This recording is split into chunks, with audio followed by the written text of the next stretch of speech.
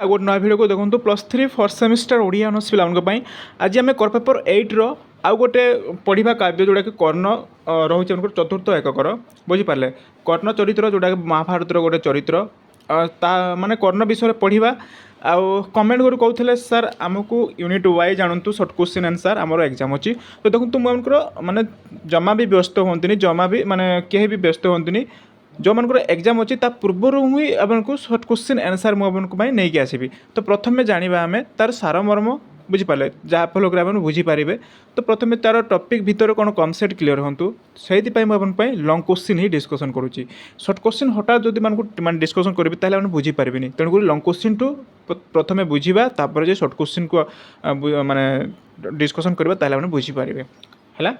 तो आज आम पढ़ा जोटा कि पेपर 8 आ गोटे यूनिट कौन यूनिट 4 कर्ण कर्ण चरित्र विषय जाना यहाँ आप जापारे कर्ण गोटे हूँ कौन जो चरित्र महाभारत तो लिखिं कि सौरींद्र बारिक है कर्ण लिखिं कि सौरींद्र बारिक तो चलते भिडियो को फटाफट स्टार्ट करवा जन्म तारीख के से विषय आम ठीक जाना तो ये देखूँ कवि परिचय सौरींद्र बारिक 3 अक्टोबर 1938 जन्म होते 23 फेब्रुआरी 2016 मृत्यु होती बुझीपारे आउ कि देखो से कौन माने रचनाकृति कौन अच्छी टे देखीदे बेसी किसी ना तो रचनाकृति देखूँ ये देखूँ कविंकर प्रथम प्रज्ञा पत्रिका प्रकाश पाई जह्न राति कविता है प्रथम कविता जह्न राति कविता 1975 मसीह प्रथम कविता पुस्तक बोली आम जापर तो देखो से भाया आउ अधिक माने आउ केतोटे लिखिं सामान्य कथन प्रकाश पाई 1980 मसीहा यही पुस्तक पर से ओडिशा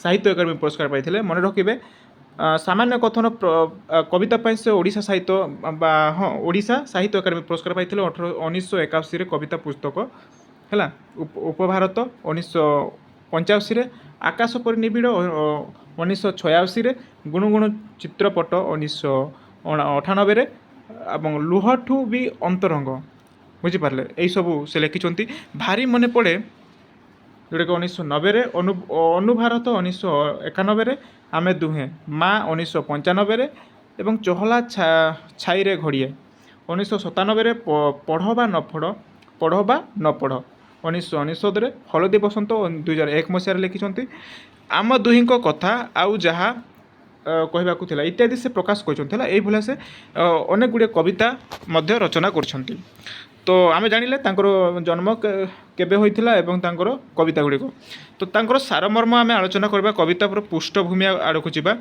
माने कर्ण परिचय क्वेश्चन आसे कर्ण चरित्र विषय आलोचना कर क्वेश्चन आसे लंग क्वेश्चन तो यू आम ता विषय आम टिकी निकी बुझा तो चलतु वीडियो को माने पढ़ा ता सहित आम बुझा कर्ण महाभारत एक प्रमुख चित्र से दानवीर महाभारत सर्वश्रेष्ठ योद्धा सबुठारु शक्तिशाली और भल धनुर्धर कर्ण गोटे महाभारत माने बलिष्ठ चित्र बा प्रमुख चरित्र बोले आम कहीपर एवं से जड़े सबुठारु शक्तिशाली धनुर्धर बुझीपारे एवं कर्ण माने कर्ण कार पुत्र सूर्यंकर पुत्र एवं कुंती है आप महाभारत देखिं बुझीपारे बहुत सहज माने सहजरे तो क्वेश्चन आसे कौ भाया क्वेश्चन आसे तार सर्ट क्वेश्चन मुझे नहीं आसबि है जमा भी चिंता करनी तो कर्ण थे कुंती और सूर्य पुत्र है ये देखो कर्ण थे किए कुंती और सूर्य पुत्र कुंती कुमारी बयस दुर्वासा ऋषि सेवा करते दुर्वासा सेवार प्रसन्न हो मंत्र देते कुंती जो देवता को स्मरण करेंगे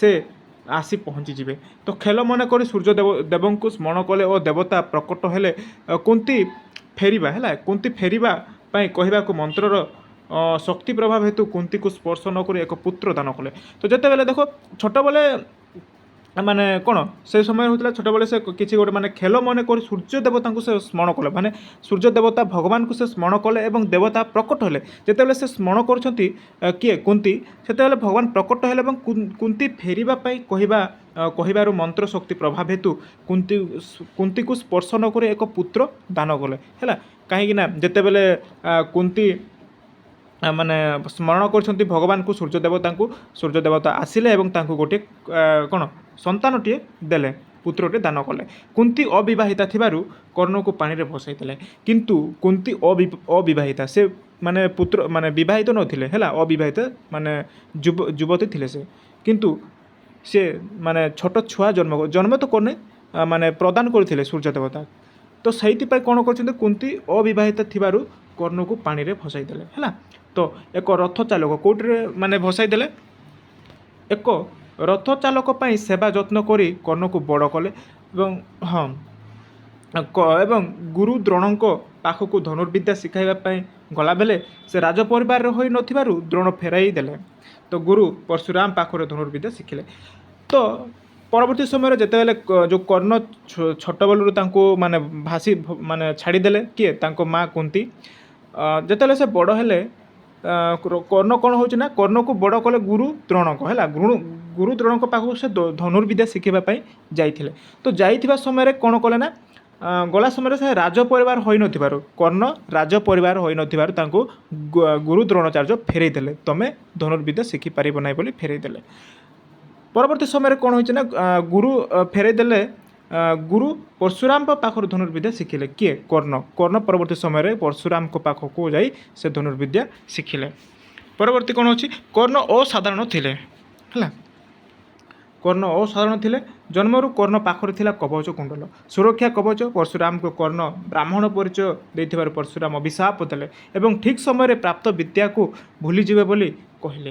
କିନ୍ତୁ ଯେତେବେଳେ କର୍ଣ୍ଣ ଆମର ବ୍ରାହ୍ମଣ ପରଶୁରାମଙ୍କ ପାଖକୁ ହେଲା, ପରଶୁରାମଙ୍କ ପାଖକୁ ଧନୁର୍ବିଦ୍ୟା ଶିଖିବାକୁ ଯାଇଛନ୍ତି, ତ ସେହି ସମୟରେ ବ୍ରାହ୍ମଣ ପରିଚୟ ଦେଇନଥିଲେ କିଏ, ପରଶୁରାମ। ଯେତେବେଳେ ଜାଣିଲେ ପରଶୁରାମ ତୁମେ ଏକ ବ୍ରାହ୍ମଣ ପରିବାରର ବୋଲି, ସେହି ସମୟରେ କ'ଣ କରିଥିଲେ, ପରଶୁରାମ ଅଭିଶାପ ଦେଇଥିଲେ କାହାକୁ, କର୍ଣ୍ଣକୁ ଅଭିଶାପ ଦେଇଥିଲେ ଏବଂ ଠିକ୍ ସମୟରେ ପ୍ରାପ୍ତ ବିଦ୍ୟାକୁ ଭୁଲିଯିବେ ବୋଲି। ମାନେ ଯେତେବେଳେ ତୁମେ ସେ ଅଭିଶାପ ଦେଇଥିଲେ କ'ଣ, ଯେତେବେଳେ ତୁମେ ଯୁଦ୍ଧରେ ଯେତେବେଳେ ଯୁଦ୍ଧ କରିବାକୁ ଯାଉଛ ତୁମର ଶକ୍ତି କିଛି ବି କାମ ଦେବ ନାହିଁ ବୋଲି ଏଇ ଅଭିଶାପଟି କିଏ ଦେଇଥିଲେ, ପରଶୁରାମ ଦେଇଥିଲେ ହେଲା, ତାଙ୍କୁ ନିଜ ଗୁରୁ। ତ ଅଭିଶାପ ଭୁଲିଯିବେ ବୋଲି କହିଥିଲେ। ତ ବ୍ରାହ୍ମଣ ଗାଈକୁ ଶବ୍ଦଭେଦୀ ବାଣରେ ନିଧନ କରିବା ହେତୁ ପ୍ରକୃତ ଯୁଦ୍ଧ ସମୟରେ ତାଙ୍କର ରଥକୁ ମେଦିନୀ ଗ୍ରାସ କରିବା ଅଭିଶାପକୁ ମଧ୍ୟ ସେ ନିଜ ମସ୍ତକରେ ମଣ୍ଡାଇଥିଲେ। ଏସବୁ ସତ୍ତ୍ୱେ ଯେ ନିଜର ପୁରୁଷାର୍ଥକୁ ସାର୍ଥକ କରିଥିଲେ। ସାରଥୀ ବଂଶରେ ଜନ୍ମ ହୋଇ ଯୁଦ୍ଧ ବିଦ୍ୟାର ଅସୀମ କୌଶଳର ଅଧିକାର ହୋଇଥିଲେ। ସେଥିପାଇଁ ବେଣୀ ସିଂହାର ନାଟକର କବି ଭଟ୍ଟନାରାୟଣ କହିଛନ୍ତି। ତ ଏଠାରେ କୁହାଯାଇଛି, ଦେଖନ୍ତୁ ପରବର୍ତ୍ତୀ ସମୟରେ ଟିକେ ଅଛି ହେଲା। ତ ଏଇଟା କହିଛନ୍ତି ସୁତ ବା ସୁତପୁତ୍ର ବା, ଏଇଟା କହିଛନ୍ତି କାହାକୁ, କର୍ଣ୍ଣକୁ କହୁଛନ୍ତି। ଜବାକ ବା ଭବାମ୍ୟହଂ ଭାଗ୍ୟାୟତଂ କୂଳେ ଜନ୍ମ ମଦାୟଭଂ ତୁ ପୌରୁଷମ୍। ମାନେ ଏହିଭଳି ସମୟରେ କର୍ଣ୍ଣ ଅର୍ଜୁନ ମଧ୍ୟରେ ଧନୁର୍ବିଦ୍ୟାର ପ୍ରତିଯୋଗିତା ହେଲା। ଦ୍ରୋଣ ଚତୁରତାରେ କର୍ଣ୍ଣ ରାଜା ନ ହୋଇଥିବାରୁ ଅର୍ଜୁନ ସହ ପ୍ରତିଯୋଗିତାରୁ ଓହରି ଯିବା ପାଇଁ କ'ଣ ପରାମର୍ଶ ଦେଲେ। ତ ଦୁର୍ଯ୍ୟୋଧନଙ୍କ ଅଙ୍ଗ ଦେଶରେ ରାଜା କରାଇବାର ପ୍ରତିଯୋଗିତାରେ ଭାଗ କିଏ, ଆମର କର୍ଣ୍ଣ ଭାଗ ନେଲେ। ତ କର୍ଣ୍ଣ ଥିଲେ ମହାଦୁଃଖୀ ହେଲା, କହିପାରିବା କର୍ଣ୍ଣ ଏକ ମହାଦୁଃଖୀ, କିନ୍ତୁ ଆତ୍ମାଭିମାନରେ କେବେ ଦୁର୍ବଳ ନଥିଲେ। କିନ୍ତୁ ସେ ଆତ୍ମାରେ କେବେ ଦୁର୍ବଳ ନଥିଲେ। ତାଙ୍କୁ କାହିଁକି ଦୁଃଖୀ କୁହାଗଲା, କାହିଁକି ନା ତାଙ୍କର ପ୍ରକୃତ ମା ବାପା କିଏ ଏପର୍ଯ୍ୟନ୍ତ ମାନେ ତାଙ୍କର ସେ ଜାଣିନାହାନ୍ତି, ବୁଝିପାରିଲେ କି। ତାଙ୍କୁ ମାନେ ଯେତେବେଳେ ମାନେ ବିଦ୍ୟା ଶିଖିବା ପାଇଁ ଗଲେ କାହାକୁ, ଦ୍ରୋଣାଚାର୍ଯ୍ୟ ପାଖକୁ, ସେ କହିଲେ ତୁମେ ଶିଖିପାରିବନି, ତୁମେ ହେଉଛ ବ୍ରାହ୍ମଣ ବୋଲି ତାଙ୍କୁ କ'ଣ ମାନେ ଅପମାନ କରିଥିଲେ। ତେଣୁକରି ତାଙ୍କୁ କୁହାଯାଏ ଦୁଃଖୀ, କିନ୍ତୁ ସେ ଆତ୍ମାରେ କେବେ ଦୁଃଖୀ ନାହାନ୍ତି, ବୁଝିପାରିଲେ। ବହୁତ ବଡ଼ ଶକ୍ତିମାନଟିଏ କର୍ଣ୍ଣ ମାନେ ଚରିତ୍ରଟିଏ। ତ କର୍ଣ୍ଣ ଭିତରେ ଥିବା କର୍ଣ୍ଣତ୍ୱ ଜାହିର କରିବାରେ ଯେପରି ଥିଲେ ବଚନବଦ୍ଧ। ଇନ୍ଦ୍ରପୁତ୍ର ଅର୍ଜୁନ ହେଲା, ଅର୍ଜୁନ କିଏ, ଇନ୍ଦ୍ରପୁତ୍ର। ହାରିଯିବାର ଭୟରୁ ବ୍ରାହ୍ମଣ ବେଶରେ ଆସି କର୍ଣ୍ଣଠାରୁ କବଚ କୁଣ୍ଡଲ ସୁରକ୍ଷା କବଚ ନେଇ ଯାଇଥିଲେ। ତ ପ୍ରତିଦାନରେ ଦେଇଥିବା ପୁରୁଷ ଘାତିନୀ ଅସ୍ତ୍ର ଦେଇଥିଲେ, ତାହା ପୁଣି କୁରୁକ୍ଷେତ୍ର ଯୁଦ୍ଧରେ ଭୀମପୁତ୍ର ଘଟୋତ୍କଚ ହେଲା, ଭୀମପୁତ୍ର କିଏ, ଘଟୋତ୍କଚ ପାଖରେ ପ୍ରୟୋଗ କରି ସାରିଥିଲେ। ଏକ ପଟେ ହରାଇଥିଲେ କ'ଣ, ସୁରକ୍ଷା କବଚ ଓ ପୁରୁଷ ଘାତିନୀ, ଅନ୍ୟପଟେ ଯୁଦ୍ଧରଥ ଚକ ମେଦିନୀ ଗ୍ରାସ ସହିତ ସାରଥୀ ଶଲ୍ୟର ସହଯୋଗ କର୍ଣ୍ଣଙ୍କୁ ମହାବିପଦରେ ପକାଇଥିଲା। କାରଣ କର୍ଣ୍ଣ ସବୁ ଜାଣି ଅଧର୍ମକୁ ସମର୍ଥନ କରୁଥିଲେ। କାହିଁକିନା କର୍ଣ୍ଣ ପାଣ୍ଡବମାନଙ୍କ ସହିତ ସେ ମାନେ ମିଶିକି ଯୁଦ୍ଧ କରୁଥିଲେ, ଯାହାଫଳରେ କି ଅଧର୍ମ ଆଡ଼କୁ ସେ ଯାଇଥିଲା। ତ ତେଣୁ ଧର୍ମର ପ୍ରତିଯୋଗିତାରେ କର୍ଣ୍ଣ ପାର୍ଥର ସଂଗ୍ରାମ ଲାଗିଲା। ତ ପରିଶେଷରେ କର୍ଣ୍ଣ ପରାଜୟ ଲାଭ କଲେ, ବୁଝିପାରିଲେ। ପରିଶେଷରେ କର୍ଣ୍ଣଗଣ ପରାଜୟ ଲାଭ କଲେ ଓ ଧର୍ମ ବଦଳରେ ଅଧର୍ମର ଜୟ ହେଲା। କର୍ଣ୍ଣର ସିଦ୍ଧି ଲାଭ ହେଲା। ଘୋଷଣା କଲେ ଯେଉଁ ପୌରାଣିକ ମିଥକୁ ନେଇ କବି ଶୈଳେନ୍ଦ୍ର ବାରିକ ଲେଖିଥିଲେ ଏହା ମାନବ ପରିଣୟ ଭାବ ଓ ଭାଷାର କବି କର୍ଣ୍ଣ। ତ ଏଇଟା ଥିଲା ଆମର କବି ଯେଉଁଟାକି କର୍ଣ୍ଣର ବିଷୟ, ବୁଝିପାରିଲେ, କର୍ଣ୍ଣ ଚରିତ୍ର ବିଷୟ ଆଲୋଚନା କର, ତାହେଲେ ଏଇ ଏତିକି ଲେଖିବେ, ବୁଝିପାରିଲେ, କବିତା ସମ୍ପର୍କରେ। ତ ଏଇଟା ବେଶୀ କିଛି ନାହିଁ ହେଲା। ଏଇଟା ଥିଲା ଆମର କର୍ଣ୍ଣଙ୍କ ଚରିତ୍ର ବିଷୟରେ, ସେ ମାନେ କେମିତି ଜନ୍ମ ହେଲେ, କର୍ଣ୍ଣ କାହାର ପୁତ୍ର, ଏବଂ ସେ ମାନେ କେମିତି ତାଙ୍କ ଜନ୍ମ ତାରିଖ ମାନେ କିଏ ଲେଖିଛନ୍ତି, ଏଇଭଳିଆ କୋଶ୍ଚିନ୍ ଆସେ। ତ ଯଦି କୋଶ୍ଚିନ୍ ଆସୁଛି କ'ଣ କର୍ଣ୍ଣ ଚରିତ୍ର ବିଷୟରେ ଆଲୋଚନା କର କହିଲେ ଏମାନେ ଏଇଭଳିଆ ଲେଖିବେ ହେଲା। ତ ଏତିକି ପାଇଁ ଆଜି ପାଇଁ ଏତିକି ଥାଉ। ନେକ୍ସଟ କ୍ଲାସ୍ରେ ଆମେ ଆଉ ଗୋଟେ କ୍ଲାସ୍ ଆଣିବା।